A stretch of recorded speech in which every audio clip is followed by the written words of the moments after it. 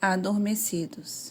Jesus repetiu a mesma palavra que disse aos discípulos na fatídica noite no Getsêmani, com relação à sua vinda. Que palavra é essa? Vigie. Ele está nos alertando. Cuidado, fique atento, acorde. No entanto, como um único corpo de discípulos, estamos sonolentos e letárgicos. Nossas pálpebras espirituais estão pesando de sono. Como podemos estar tão sonolentos espiritualmente, com a hora mais decisiva para a humanidade se aproximando? Onde está o nosso zelo por Deus? Por que trabalhamos até a exaustão, mas somos tão lentos quando se trata de ajudar os famintos, os sem-tetos ou presidiários?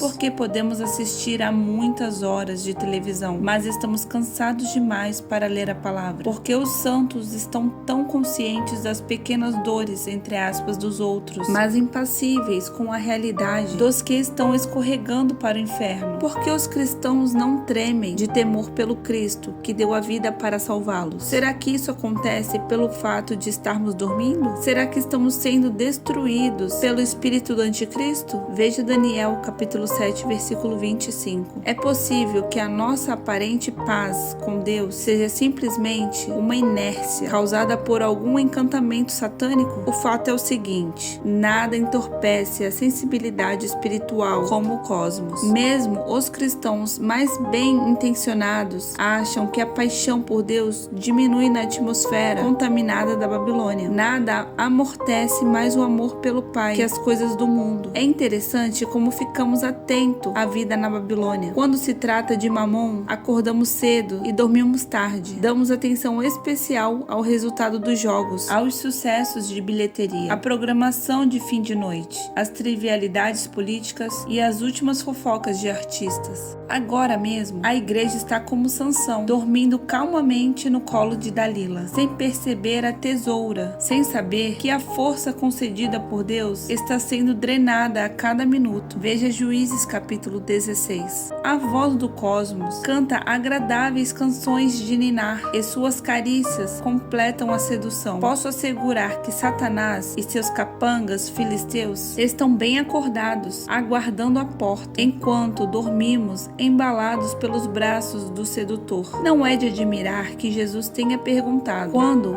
porém, vier o Filho do Homem, porventura achará fé na terra? Lucas capítulo 18, versículo 8. Cristo buscou quem vigiasse no Getsêmani e procura por quem seja fiel em vigiar agora. Desta vez, é necessário ficarmos acordados. Precisamos provar que as provocações incessantes do diabo são falsas quando ele diz a Jesus: ninguém está preocupado com a sua volta. Veja, eles vivem pelo que eu lhes proporciono e não pelo que você oferece. Todos estarão dormindo quando você voltar, prontos para a vinda do Senhor.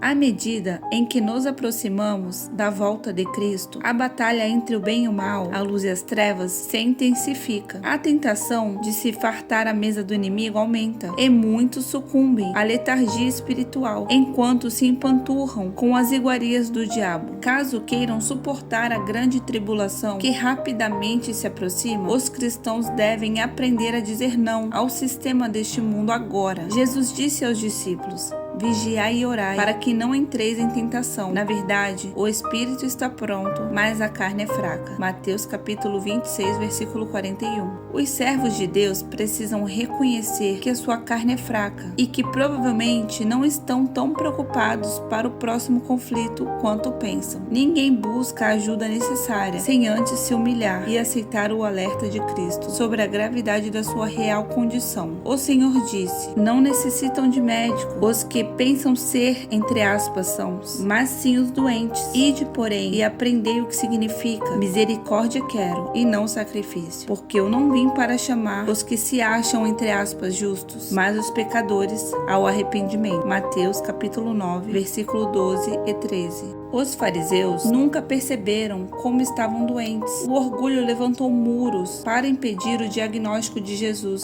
sobre a condição daqueles homens. Você realmente sabe quão fraca é a sua carne? Também é fundamental vigiar e orar. Nos seus últimos dias, Cristo mandou vigiar muitas vezes. Veja Mateus capítulo 24, Marcos capítulo 13, Lucas capítulo 21. Os apóstolos Paulo e Pedro deram a mesma ordenança em suas epístolas, chamando a igreja à sobriedade e ao é o estado de alerta espiritual. Há dois aspectos de vigilância a serem considerados neste ponto. O primeiro deles não precisa de muita explicação. É o significado natural atribuído às palavras vigilante e sóbrio. Paulo alertou: não durmamos, pois, como os demais, mas vigiemos e sejamos sóbrios. 1 Tessalonicenses capítulo 5, versículo 6. Ele também disse: vigiai, estais firme na fé, portai-vos varonilmente e fortalecei-vos. 1 Coríntios capítulo 16, versículo 13. E Pedro declarou: sede sóbrios, vigiai, porque o diabo, vosso adversário, anda em derredor, bramando como leão, buscando a quem possa tragar. 1 Pedro capítulo 5, versículo 8. Talvez um bom exemplo de vigilância seja a sentinela militar. No Vietnã,